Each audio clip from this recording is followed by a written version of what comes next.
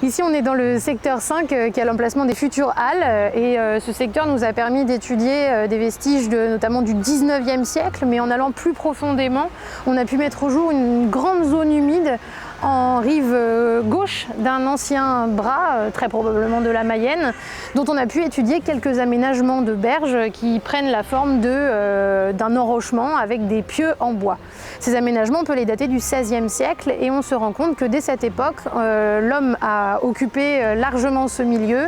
une occupation qui se traduit par de nombreuses fosses qui sont creusées un peu partout,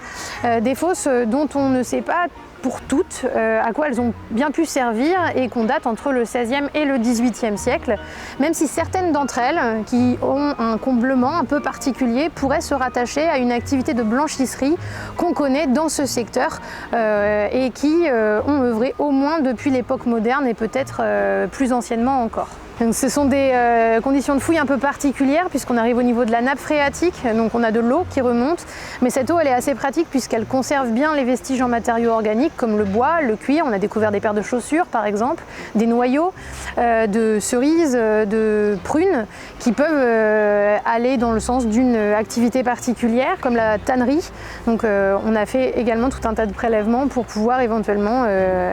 accréditer cette hypothèse.